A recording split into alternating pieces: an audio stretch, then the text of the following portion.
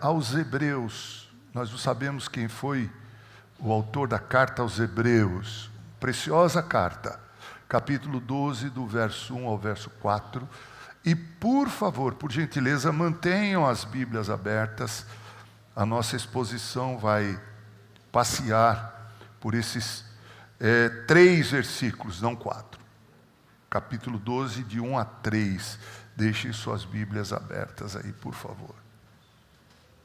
Carta aos Hebreus. Crendo que a grande maioria já abriu, eu vou passar a leitura e os irmãos acompanharão. Portanto, assim sendo, também nós, visto que temos a rodear-nos tão grande nuvem de testemunhas, desembaraçando-nos de todo o peso e do pecado que tenazmente nos assedia, corramos com perseverança a carreira que nos está proposta, olhando firmemente para o autor e consumador da nossa fé, Jesus, o qual, em troca da alegria que lhe estava proposta, suportou a cruz, não fazendo caso da ignomínia, e está sentado à destra, à direita do trono de Deus. Considerai, pois, atentamente aquele que suportou tamanha oposição dos pecadores contra si mesmo, para que não nos fatigueis, desmaiando em vossa alma. Oremos. Pai, a nossa pretensão é expor o texto lido. Revelamos nossa total dependência do Senhor por meio do Teu Santo Espírito, para que abra a nossa mente, nos faça ver as lições que precisamos aprender no texto. Ilumina a nossa mente, Senhor. Alimenta-nos na Tua palavra. Santifica-nos nela, porque ela é a verdade. Em nome de Jesus, amém. Me permitam, meus irmãos, reler esses 3 versículos que eu li na atualizada e na versão ARA. Agora na linguagem de hoje. Prestem bem atenção. Assim, diz o escritor da carta aos Hebreus, assim nós temos essa grande multidão ao nosso redor.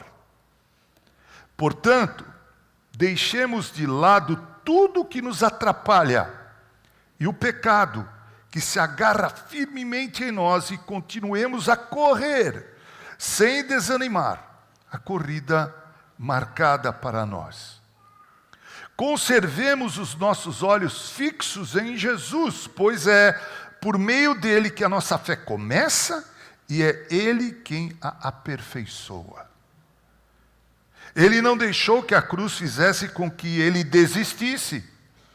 Pelo contrário, por causa da alegria que lhe foi prometida, ele não se importou com a humilhação de morrer na cruz. E agora está sentado do lado direito do trono de Deus. Bem, meus irmãos, é verdade, para quem está familiarizado com esse púlpito, está sempre conosco aos domingos, sabe que a gente já expôs esse texto não apenas uma vez. Já passamos por esse caminho, já visitamos esse texto, já refletimos nele. Mas eu gostaria de fazer uma revisita, fazer uma reanálise nesse texto com base num tema que tem tudo a ver com a perspectiva do novo ano. O título do nosso sermão, com base nesse texto que estamos revisitando, que eu peço que você deixe sua Bíblia aberta nele, Hebreus 12, de 1 a 3, é Como ser um bom atleta de Cristo no novo ano. Como ser um bom atleta de Cristo? Não sei como você foi nesse ano, mas deixa para lá. Vamos pensar já no próximo ano.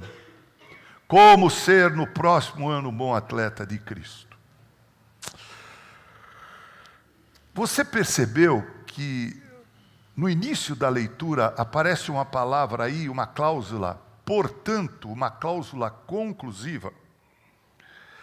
Essa palavra, portanto, olhe para a sua Bíblia, versículo 1, capítulo 12. Portanto, essa palavra, ela liga o que o escritor estava dizendo com aquilo que ele vai dizer a partir daí. É sempre assim. Sempre quando a gente usa o portanto, assim sendo, desta maneira, a gente está ligando o que estava dizendo com aquilo que vamos dizer. Esta, como eu disse, é uma cláusula conclusiva. Você que está familiarizado com a Bíblia sabe que o escritor da carta aos Hebreus, que continua sendo um mistério, ninguém sabe, alguns dizem que foi Apolo, outros que foi o próprio apóstolo Paulo, ou João, não se sabe quem foi quem escreveu esta preciosa carta aos Hebreus. Todo leitor familiarizado, no entanto, com essa carta, sabe que o texto anterior, que se liga ao texto posterior, através dessa cláusula, portanto, fala dos heróis da fé. No capítulo 11, os heróis da fé. Você sabe disso, né? A lista de heróis da fé oferecida pelo escritor da carta aos Hebreus tem 16 heróis da fé. Abel, Enoque, Noé, Abraão, Isaac, Jacó, Moisés, Raabe, Gideão, Baraque, Sansão, Jafé, Davi e Samuel. Cada um desses personagens bíblicos, meus irmãos, enfrentou situações nas quais a sua fé em Deus foi testada, foi provada. Cada um desses. Abel, Enoque, Abraão e assim por diante. Cada um destes personagens teve sua fé em Deus provada, teve sua fé em Deus testada. E em todos esses casos, eles foram aprovados. Quiçá nós também sejamos aprovados, meus amados irmãos, em nossa carreira cristã. Todos estes, Abel, Enoque, Noé, Abraão, Sara, Isaac, Jacó, José, Moisés, Raabe, Gideão, Baraque, Sansão, Jafé, Davi e Samuel, 16. Todos eles foram provados. E todos eles foram aprovados. Aprovados. São estes personagens do capítulo 11, esses 16, que o escritor da carta aos Hebreus chama de nuvens de testemunhas. Veja aí. Portanto, também nós, visto que temos a rodear-nos tão grande nuvem de testemunhas. Ele está falando dos heróis da fé que ele citou, os 16 que ele citou no capítulo 11. São estes a nuvem de testemunhas. Bem, deixe-me dizer alguma coisa para tentar refrescar a sua memória e para tentar ajudar você a compreender o nosso propósito do sermão de hoje. Os destinatários, aqueles a quem essa carta aos Hebreus foi escrita, eram judeus convertidos ao cristianismo.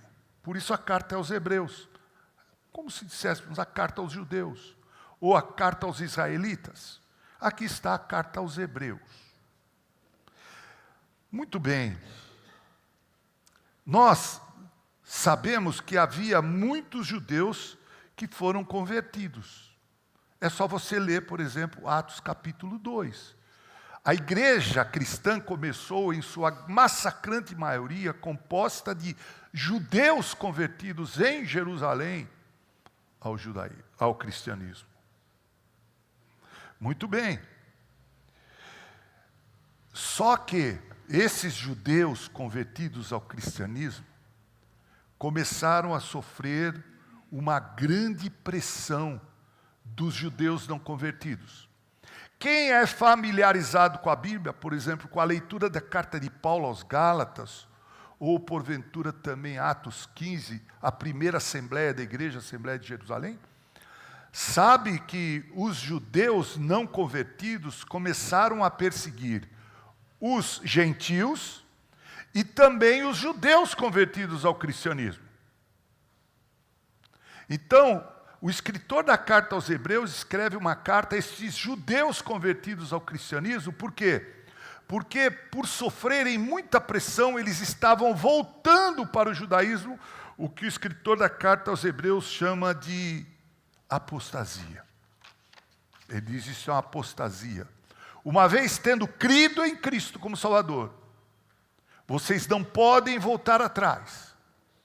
Porque se vocês voltarem atrás, não haverá retorno, não haverá salvação para vocês. O escritor da carta aos Hebreus faz essa séria advertência aos seus escritores. Ele oferece aos seus escritores aos seus leitores. Obrigado. Muito bom. Auxiliar é assim, né? Tem que auxiliar mesmo. Aos seus leitores, ele oferece 4 conselhos que eu gostaria de aplicar com base no nosso tema de hoje, como ser um bom atleta de Cristo. 4 conselhos àqueles judeus que, convertidos ao cristianismo, estavam sofrendo pressão e sentiam o desejo de voltar para o judaísmo, apostatando da fé. 4 conselhos. O primeiro deles está aí de forma muito clara. Diz o escritor da carta aos Hebreus: vocês devem se desembaraçar de tudo aquilo que pode impedir que vocês corram bem a carreira que lhe está proposta. Diz o texto, veja aí: desembaraçando-nos de todo o peso e do pecado que tenazmente nos assedia. Como eu disse, se nós olharmos para cada um dos 16 heróis da fé, cada um deles teve que se desembaraçar de alguma coisa. Teve que se livrar de um peso para poder cumprir o seu desiderato, a missão que lhes foi confiada. Exemplificando, por exemplo, Moisés. Moisés viveu 40 anos no palácio como filho da filha do faraó. 40 anos no palácio, recebendo a melhor educação, a melhor alimentação, tudo do bom e do melhor durante 40 anos. Mas, como ele sabia que ele era um hebreu, quando viu um hebreu brigando com um egípcio, ele matou o egípcio e escondeu o corpo desse egípcio. E por causa disso, com medo de ser descoberto, todos nós sabemos muito bem a história, ele teve que fugir do Egito. Foi para o deserto até chegar na terra de Midian, onde conheceu sua esposa. E se casou com ela, filha de Jetro. Com ela ele teve 2 filhos. Num dado momento, enquanto Moisés cuidava lá dos rebanhos do seu sogro Jetro, eis que ele olhou para a montanha, o Monte Horebe, e viu uma sarça que ardia, mas que não se consumia. Atraído por aquela visão extraordinária, fora do comum, milagrosa, ele foi para se aproximar dessa sarça. Ao chegar bem próximo dessa sarça, admirado do que via, ouviu uma voz: Moisés, tira as sandálias, porque o terreno em que você pisa é um terreno santo. E naquele momento, numa teofania, Deus falou com Moisés. Disse: Moisés,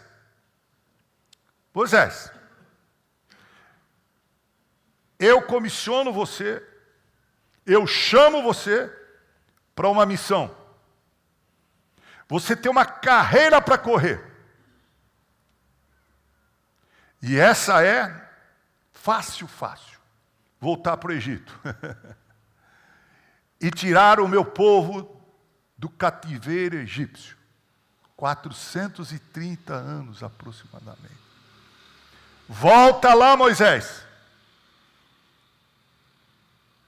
Ele sabia que corria risco de morte se voltasse para o Egito. Ele tentou discutir com Deus. Mas Deus disse para ele: não tem desculpa. Mas eu não sei falar, teu irmão é teu profeta, vai falar por você. Vai, Moisés, e tira o meu povo da escravidão do Egito. depois de muito relutar, ele aceitou o comissionamento, a missão. E foi, todos nós sabemos disso. Aliás, eu estava comentando com os meus sobrinhos hoje na sala que um dos filmes mais bonitos que eu já assisti na minha vida, que ganhou aproximadamente 10 Oscars, foi Os 10 Mandamentos, com Charlton Heston. Os que têm cabelinhos branquinhos assim como eu, né, doutor Mauro, sabe, né? Quantas vezes nós já assistimos esse belo filme, Os 10 Mandamentos. Ele volta. Ele perguntou para Deus, mas Deus, quando chegar lá e vão dizer quem me mandou, eu vou falar quem me mandou. Digam, eu sou, me enviou a voz. Aquele que se basta, que não precisa de cumprimento, autoexistente, o eu sou, o eterno, me mandou. E eis que ele foi. Todos nós sabemos, para encurtar um pouco a história, porque ela é longa e cheia de detalhes, que Deus teve que enviar nada mais, nada menos que 10 pragas. Porque Deus mesmo disse, o Deus soberano disse, eu vou endurecer o coração de Faraó de tal maneira que não vai ser fácil, ele vai insistir que o meu povo fique lá.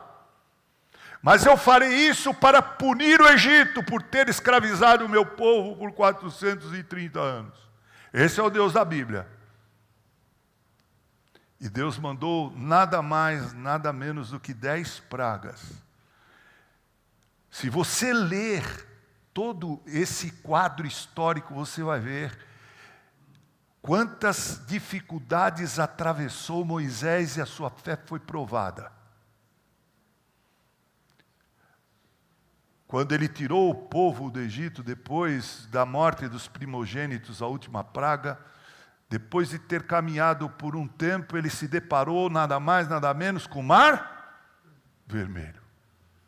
E a sua fé foi provada.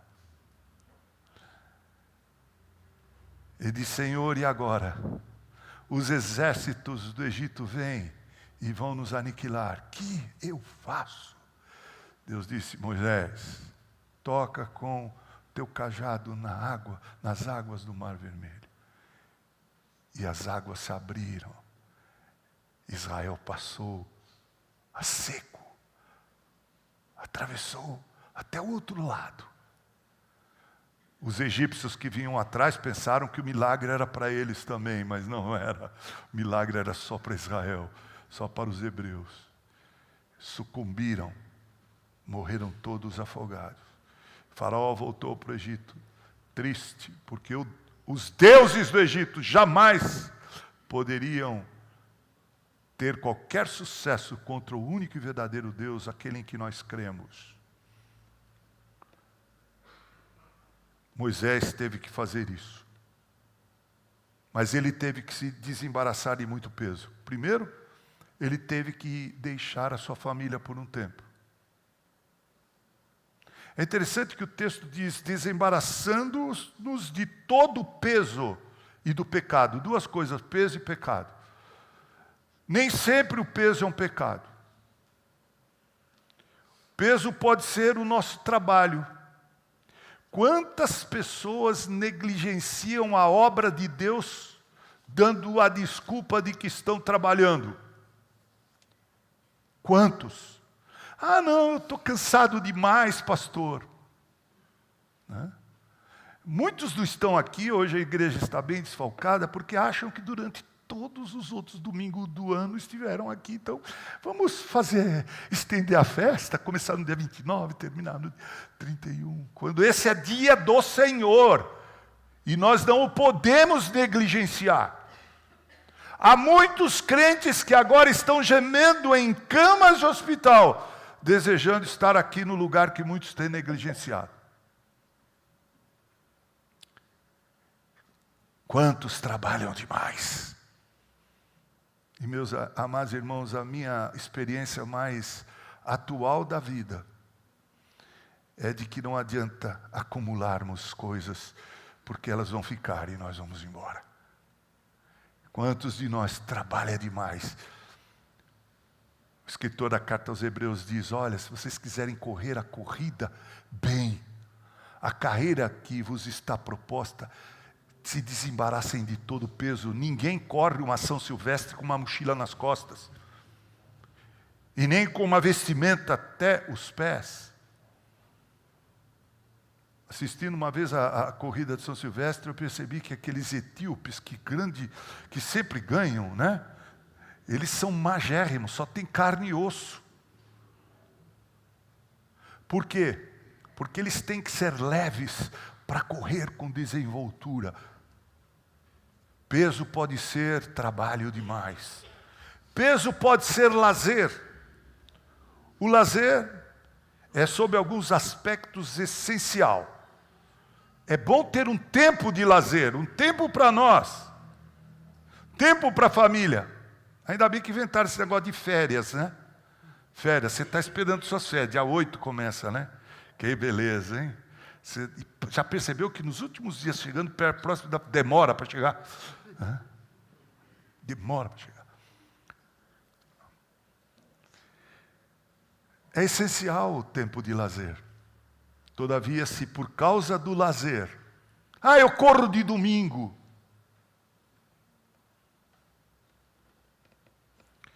Se por causa disso você coloca Deus em segundo lugar, isso é um peso que você tem que se desvencilhar dele. Deus deve vir em primeiro lugar. Buscar em primeiro lugar o reino de Deus.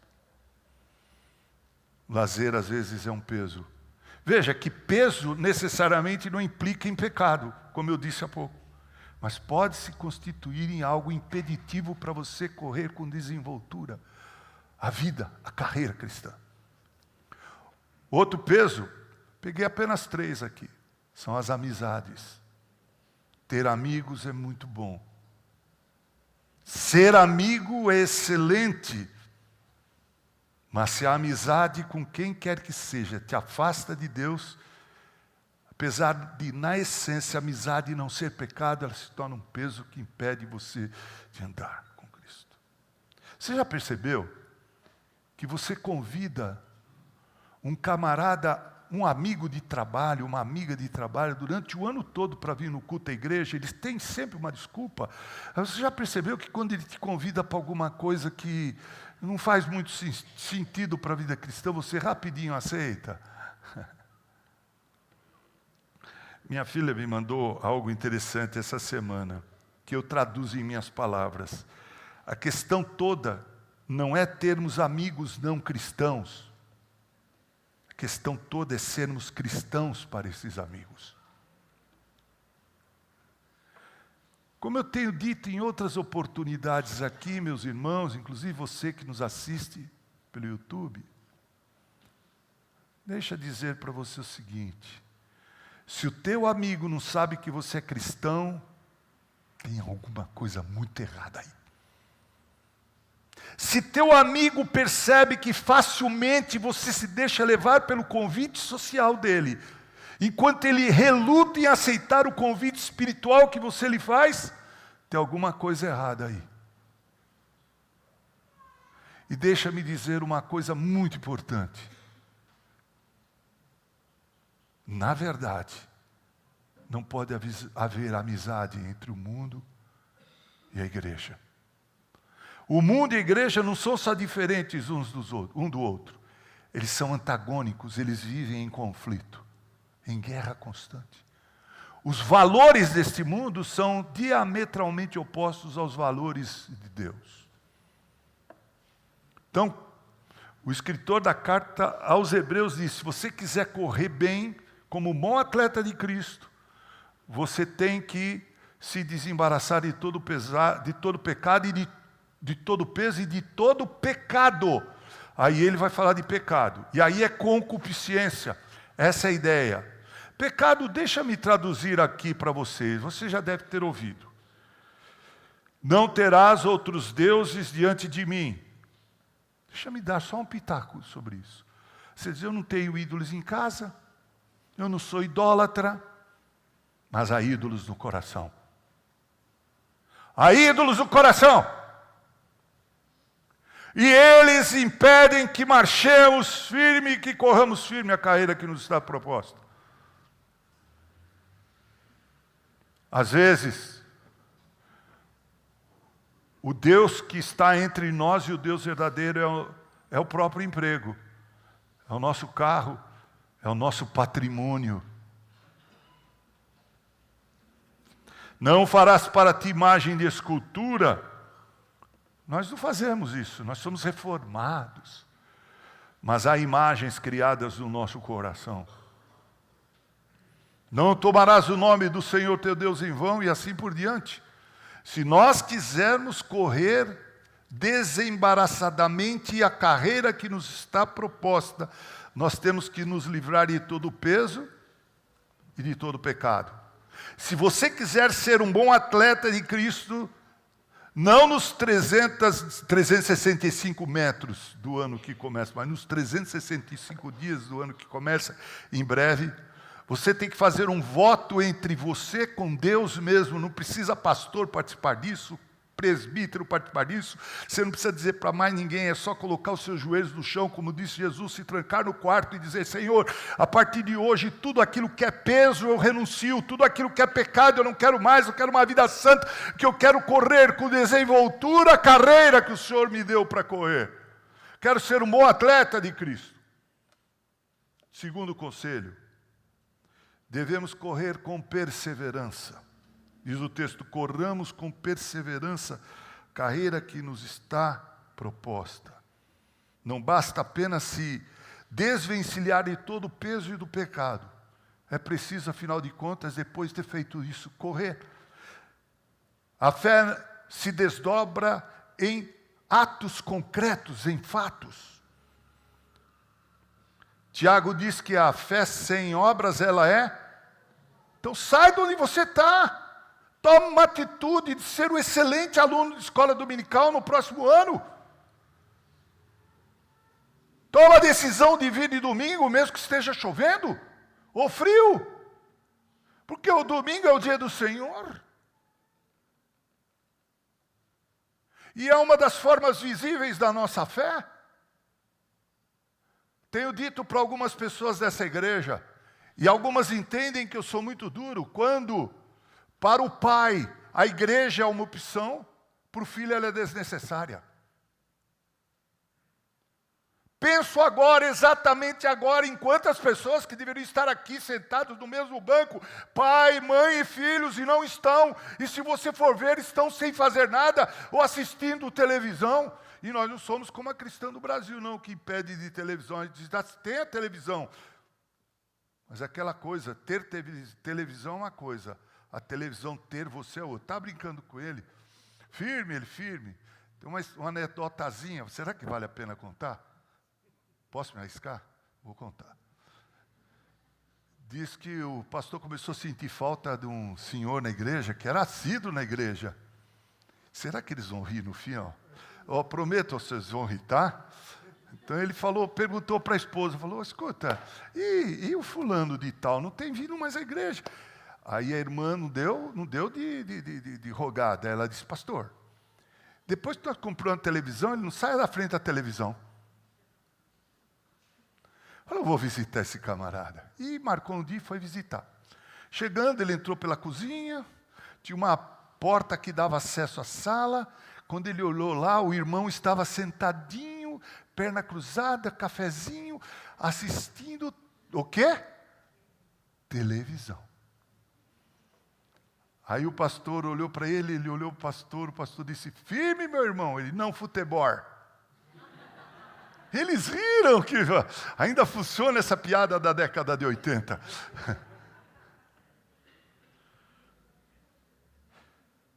Meus irmãos, é preciso lembrar que o domingo é dia do Senhor. É preciso correr com perseverança. Diz o versículo: com perseverança. Teve um pastor que estava pregando, e nesse seu sermão, ele disse o seguinte, que ele praticava natação em Fortaleza, morava em Fortaleza nessa época, era um adolescente, jovem, e ele fazia sua modalidade modalidade Crown, né? E vamos dizer que fosse 400 metros, eu não me lembro. Então ele estava praticando lá, treinando. E num determinado momento, faltavam os últimos 50 metros para ele terminar o treino. Ele sentiu uma fraqueza, um desânimo, e ele disse para o seu técnico que estava na beira da piscina, vou parar. O técnico disse para ele, isso mesmo, é isso que os medíocres fazem. Faça isso. Pare. É assim que os medíocres agem. O escritor da carta aos Hebreus diz que é preciso que arregacemos as mangas e corramos com perseverança. Cantar no coral é para o ano todo. Ser professor de escola dominical é para o ano todo. Nós nos cansamos, eu sei. Eu estou há 70 anos, que é toda a minha vida na igreja, eu sei que cansa. Mas é nessa hora que nós devemos aproveitar o sprint e dizer, eu vou ser um campeão de Deus. Vou correr com excelência a carreira que me está proposta. Eu vou ser um bom atleta de Cristo. Terceiro conselho.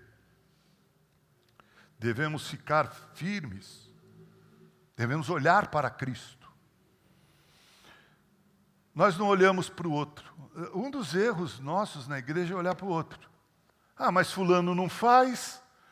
Mas fulano faz assim. Faz assado.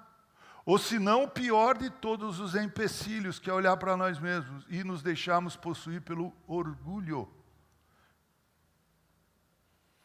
O texto diz que nós devemos nos desembaraçar, devemos correr com perseverança, olhando para quem? Para Cristo, para Jesus. Que é nele que começa a nossa fé e é nele que somos aperfeiçoados, é nessa fé que somos aperfeiçoados. Nós não olhamos para o outro, mas fulano não vem, eu também não venho. Mas fulano faz assim, eu também vou fazer. Não se importe com o outro, se importe com você. Você está na pista de corrida, você é um atleta de Cristo. Se você ficar olhando para os lados, vai tropeçar e cair. Tem que olhar para Cristo, que é o modelo de atleta. Ele é o modelo de atleta. Lá na eternidade, Deus disse para ele, Deus o Pai, você vai descer a esse mundo. Você vai descer na terra, vai encarnar, vai se tornar filho de Maria. Você vai viver no mundo de pecados e pecadores, você vai ser tentado pelo próprio Satanás. E mais, você vai morrer sem merecer morrer, uma morte de crucificação, maldição, uma morte maldita. Segundo a Bíblia, Jesus cumpriu exatamente o que Deus lhe havia determinado. E ele um dia disse para os seus discípulos, olha, sabe, eu vou ter que passar lá em Jerusalém, e lá eu vou sofrer, lá eu vou morrer, e lá eu vou ressuscitar. Se você conhece bem a Bíblia, você sabe que isso está lá em Mateus capítulo 16. Pedro chamou Jesus de lá e disse, Senhor, Deus tenha compaixão de ti, isso não vai acontecer. O que disse Jesus para Pedro? Para trás, Satanás. É para exatamente esse momento que eu vim. Porque se eu não for para Jerusalém, não sofrer, não morrer e não ressuscitar, Pedro, você está perdido eternamente. Ele não recuou 1 milímetro do seu ministério. Às vezes eu conto essa história e me lembro da benzetacil. Quem já tomou benzetacil aqui, levanta a mão. Todos nós já fomos vítimas, né? Principalmente aquelas, né, doutor Mauro, 2.400.000 unidades internacionais. Você sabe o que isso significa? 2.400.000 micro, como vidrozinho. São pequenos vidrozinhos. Por isso que quando você vai tomar penicilina, tem que ficar balançando. Você não está tocando maraca, não está acompanhando nada. Não, você está... O Aicilin, Bezetacil, né? Fica. Quando o médico olha para você e diz, você está com uma amidalite muito forte, eu não vou dar nada para você ficar bebendo, não. Eu vou dar logo uma Bezetacil para você. Você já sente a dor antes de ter tomado, né? Aí você vai lá na enfermeira, a enfermeira diz, pode sentar. Aí você senta, ela pega aquela Bezetacil, Pega o pozinho, pega o vidrinho que tem o líquido, mistura. Já está doendo em você, fala a verdade. Tem gente fazendo assim. Ele pega e começa a balançar. Você já começa a sentir a dor. Aí ele diz assim, que agora está proibido dar injeção no braço, né? Tem que ser no região aqui do glúten, né? Quadrante superior, aqui, né? Agulha 30/7, vê como eu sei das coisas. Aí quando você vê, ela puxa aquele remedinho branquinho. Ela fala, abaixa a calça aí um pouquinho. Quando ela vem, passa aquele algodãozinho com álcool, você já sente a dor sem não ter tomado a picada ainda. Jesus sofreu muito mais do que uma bezetacil, 2.400.000 unidades internacionais. Ele sofreu a morte por crucificação. Aquela mesma turba que dizia para ele 7 dias antes, bem-vindo o que vem em nome do Senhor, Hosana. Agora cantava uma outra música, dizia, crucifica-o, crucifica-o. E pior, que o sangue dele caia sobre nós. Tomou susto, né? Quem foi que tomou? Minha neta tomou um susto? Ah, tá bom. Está acordada, pelo menos. Meus amados irmãos, é para olhar para Cristo, porque Ele foi o exemplo de quem soube sofrer. É só você ler Isaías 53, o servo sofredor. Então, para você, o que é vir todos os... Eu me lembro, gente, no meu tempo, que eu tinha a idade da minha netinha aí, ou até mais nova, que tinha a premiação do aluno que tinha vindo nas 52 escolas bíblicas dominicais. Lembra disso, doutor Mauro? Prêmio para quem frequentou 52. Hoje, os próprios pais são negligentes. E depois perdem os filhos para o mundo. E quem eles procuram? Pastor, pastor, meu filho está no mundo. Mas você não levou a sério a sua carreira. Você a negligenciou, você foi um péssimo atleta de Cristo. E filhos aprendem vendo mais do que ouvindo os nossos sermões. Olhar para Cristo, porque Cristo é autor e consumador da fé. Ele é quem nos aperfeiçoa na fé. Porque Cristo suportou a cruz, sabe por quê? Porque como nós, ele olhava para trás da cruz, que tinha um trono. Lá havia um trono. Não sei se você já assistiu aquele filme, O Apóstolo Paulo. Há um determinado momento do filme em que Lucas está com os prisioneiros que vão ser levados para a arena onde vão ser abatidos. Assistam, é um belo filme. O apóstolo Paulo, o apóstolo. Paulo, o apóstolo de Cristo. Lucas se reúne com aquelas crianças, mães, pais, adolescentes, jovens, e eles ficam tristes porque eles souberam que haveria festival. E certamente muitos deles iriam ser devorados por leões famintos. E Lucas olha para aquelas crianças e as chama assim como o Vitor, pequenininho, como minha neta. Os abraça e disse assim, mais ou menos assim. É só um minuto. É um breve tempo. Depois vem a glória. Depois vem a glória. Isso era o que me confortava na minha internação, na UTI.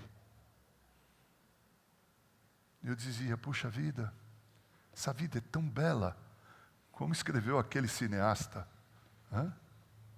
E de fato a vida é um dom de Deus, ela é bela, maravilhosa. Devemos desfrutar da vida com sabedoria. prazer, deleite no Senhor. Mas não há nada melhor do que na cidade santa.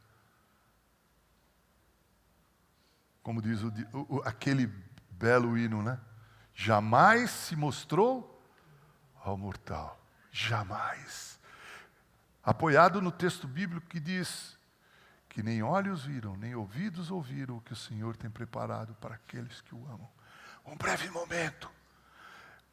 Quando Jesus estava para ser entrevistado por Pilatos, ele não quis falar nada, é como se ele dissesse, acaba logo com isso, acaba logo com isso, porque eu vou ser sepultado, mas na madrugada de domingo eu ressuscitarei para a glória eterna. Desembaraçar-se de todo o peso, correr com perseverança. É assim que o bom atleta de Cristo corre, olhando para Cristo. Não é olhando para a denominação. E nem tampouco olhando para o nosso escopo doutrinário, porque eu tenho visto tanta gente preocupada com a correção doutrinária, mas com uma vida sem graça. Uma vida sem graça. Uma vida sem unção. Uma vida sem discípulos, uma vida sem frutos.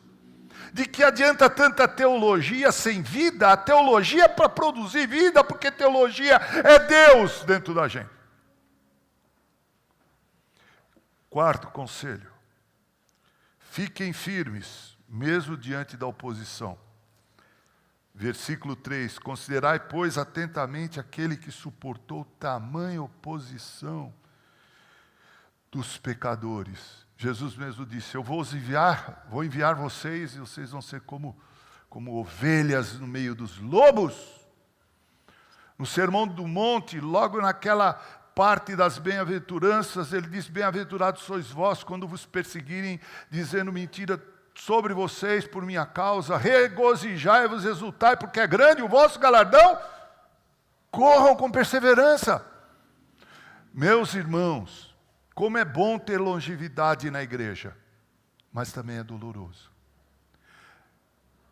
Quantos irmãos, ou quantos amigos nós conhecemos, eu até escrevi um artigo uma vez sobre isso, aos meus amigos que um dia viajaram comigo, cantaram comigo, evangelizaram comigo, e que agora estão no mundo.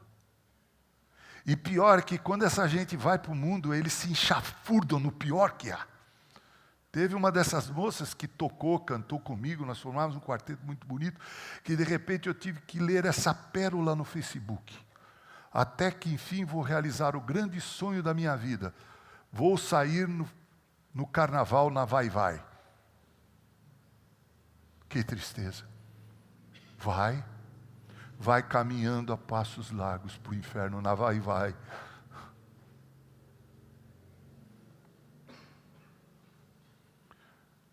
Precisamos ficar firmes na oposição, olhando para Cristo, considerando o que Ele fez, mesmo diante de tanta oposição. Nós encontramos oposição na família, nós encontramos oposição entre os nossos vizinhos, nós encontramos oposição no trabalho, nós encontramos oposição na internet. Aliás, como vemos absurdos contra Deus e Cristo na internet. É de tirar o sono da gente. Impressionante o que se faz nas redes sociais. Considerai, pensem. Esse é o quarto conselho. Pense em Cristo. Eu finalizo dizendo a você o seguinte. Nós temos, não são só 365 dias, horas, dias, nós temos são 365 dias. Não são 365 metros. São 365 dias. Esse, como disse na oração o presbítero Kimura, é uma forma nossa de contar o tempo, porque Deus é eterno. Para Ele não há tempo, Ele sempre existiu, existe e existirá. Mas a Bíblia diz, no princípio criou Deus os céus e a terra, e Ele deu início ao tempo. O tempo para nós Foi a partir de Adão que nós começamos a contar o tempo. Nós temos 365 dias, se é que os temos. Se é que os temos. Porque nós não sabemos qual vai ser a nossa caminhada, o quão grande ela será neste ano. Mas, olhando profeticamente e crendo que teremos 365 dias, como é que nós vamos correr essa caminhada? Essa jornada, essa carreira. Como nós faremos isso?